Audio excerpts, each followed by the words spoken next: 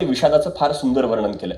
त्यातलं अगदी मी आत्ता म्हणालो तसं पहिल्या अध्यायातल्या अर्जुनाची जी अवस्था आहे, अर्जुन जेव्हा प्रसंग सगळ्यांना माहिती आहे, मी प्रसंग सांगण्यात वेळ घालवणार नाहीये, की आपलीच माणसं समोर जेव्हा युद्धासाठी पाहिली तर त्यावेळी वेपतुष्य शरीरे मे रोमहर्षश्च जायते गांडीवम संसृते हस्तात त्वक्चैव परिदह्यते न च शक्नोम्येव स्थातुं भ्रमतीव च मे मनः. ही अवस्था म्हणजे सगळ्या अंगाला थरकाप सुटला, अंगातून घाम निघू लागला. खरं सांगायचं तर माझी अध्यापक मंडळी समोर उभी आहेत, बसलेली आहेत, आणि त्यांच्यासमोर पेपर प्रेझेंट करताना माझी पण अवस्था अशीच काहीशी झालेली आहे. पण मी विषादग्रस्त नाही, हेही तितकंच खरं आहे. पण ही जी अर्जुनाची अवस्था आहे, ही विषादाची अवस्था ज्ञानोबारायांनी फार सुंदर मांडली.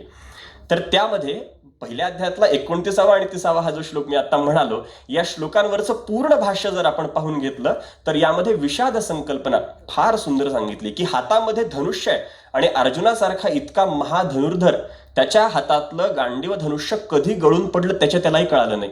ते न धरिताची निष्ठले असं ते पुरुषत्व गेले असं ज्ञानोबाराया सांगतात, की त्याला हातातलं धनुष्य गळून पडल्याचं सुद्धा भान राहिलं नाही.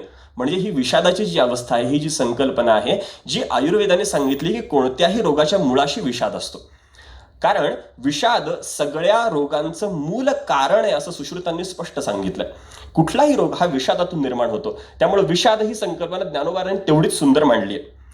त्या विषादाच्या बरोबरीने, म्हणजे हा विषाद तर फक्त पहिल्या अध्यायातच ज्ञानोबारायांनी मांडलाय असं नाहीये, पुढे अगदी आपण 17व्या किंवा 18व्या अध्यायामध्ये सुद्धा जे कर्त्यांची लक्षणं सांगितलेत, सात्विक कर्ता कुठला, राजस कर्ता कुठला, तामस कर्ता कुठला, त्यामधला तामस कर्त्याचं लक्षण सांगत असताना विषादी दीर्घसूत्रीच कर्ता तामस उच्चते हे जे वर्णन येते, त्यातलं विषादाचं वर्णन करताना ज्ञानोबारायांनी तर अगदी एक सुंदर दृष्टांत दिला. तेवढा दृष्टांत सांगतो आणि पुढे जातो.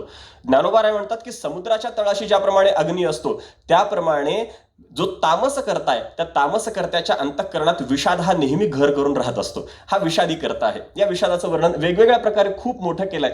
समयाभावाने मी फक्त थोडा पुढे जातो. विषादानंतर दुसरं एक संकल्पना, दुसरी एक महत्वाची मानसिक रुग्णांची संकल्पना, एक कारण सांगितलंय इथे सुश्रुतांनी, क्षमा करा, ते आहे मोह. आता मोह ही जी संकल्पना आहे, ही रोगांना कारणीभूत आहे असं आयुर्वेद जेव्हा म्हणतं, तेव्हा त्या मोहाला ज्ञानोबारायांनी फक्त दोष म्हटलं नाहीये. ज्ञानोबारायांचं 14व्या अध्यायातलं जर विवरण पाहिलं तर ज्ञानोबाराय मोहाला महारोग म्हणतात. मोह हा नुसता रोग नाहीये. ज्ञानोबाराय म्हणतात या मोहाचा फिटो महारोग. म्हणजे मोहाचा महारोग ज्ञानोबाराय जेव्हा म्हणतात, तेव्हा मानस आयुर्वेदाला जी मोह, मात्सर्य, विषाद या संकल्पना रोगाच्या संबंधीने अपेक्षित आहेत, तर त्यांचे सरळ सरळ संदर्भ इथे दिसल्याशिवाय राहत नाहीत. आता हा झाला मानस रोगाचा परिणाम. त्यानंतर शारीरिक रोगांचे पण काही संदर्भ येऊन जातात. माझी वेळ संपली आहे, मी 2 मिनिटात फक्त पूर्ण करतो माझा विषय. शारीरिक रोगांचे पण काही संदर्भ ज्ञानेश्वरीमध्ये जशाच तसे दिसून येतात.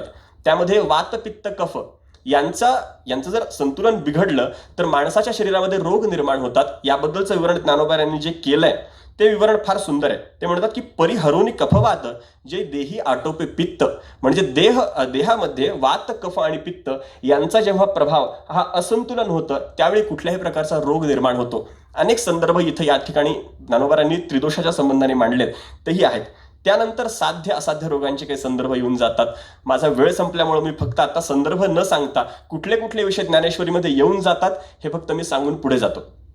साध्य रोग म्हणजे काय, तर सहज औषध घेतल्यानंतर जो रोग बरा होतो तो रोग म्हणजे साध्य रोग. ज्ञानोबारायांनी सांगितले रोग जाय दूध साखरे तरी निंबका पियावा. साध्या एखाद्या औषधाने जर रोग जात असेल तर अवघड औषधाकडे जाता कशाला, म्हणजे साध्य रोगाचे हे संदर्भ आहेत. असाध्य रोगाचे पण संदर्भ वेगळे आहेत. परी असाध्य देखोनी व्याधी अमृतासम दिव्य औषधी, असे वेगवेगळे संदर्भ अनेक आहेत. संदर्भ खूप आहेत सांगण्यासारखे, विषय फार सुंदर आहे, म्हणून मी फक्त वेळेच्या मर्यादेमुळे आता थांबतो. आणि त्यानंतरचा दुसरा विषय जो मला मांडायचा आहे तो आहे ज्ञानेश्वरीतला आहार विचाराचा.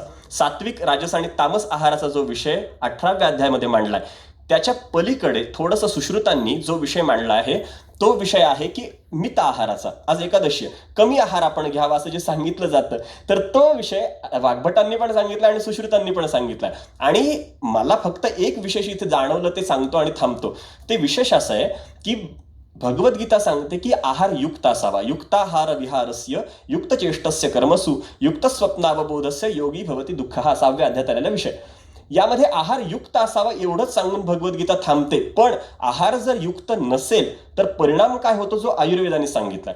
आहार जर युक्त नसेल तर अति आहाराचा परिणाम तिथे वाघभट असं सांगतात की अतिमात्रम पुनः सर्वान आशुदोषान प्रकोपयेत, सगळ्या दोषांचा प्रकोप होतो. जर आहार जर तुमचा अति झाला तर प्रकोप होतो, हा आयुर्वेदाने सांगितलेला परिणाम.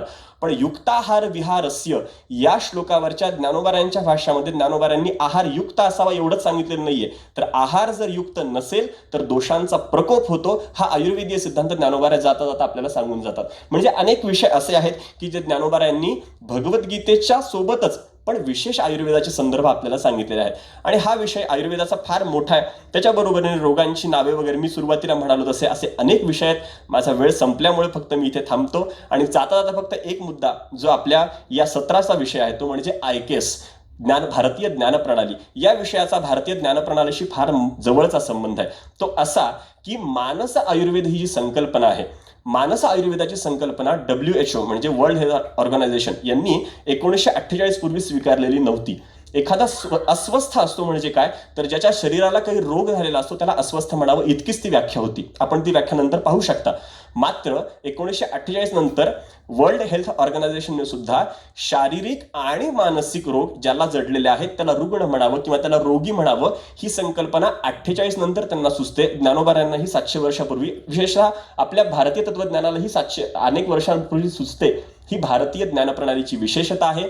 आयुर्वेदाचे अनेक संदर्भ आहेत. या संदर्भांचा अभ्यास करणं खूप गरजेचं मला वाटतं, कारण या विषयामध्ये अभ्यास करण्यासारख्या खूप गोष्टी आहेत ज्ञानेश्वरीतल्या आयुर्वेदीय संदर्भांवर. पण दुर्दैवाने मी आणि सुदैवाने दोन्ही अंगांनी म्हणतो की आजपर्यंत या विषयावर काम झालेलं नाही. दुर्दैवाने यासाठी की आजपर्यंत या विषयावर पुस्तक शोधत असताना मला डेक्कनच्या लायब्ररीत फक्त एक ग.स. दीक्षित यांचं ज्ञानेश्वरीचे शास्त्रीय मंथन एवढा एकच ग्रंथ मिळाला.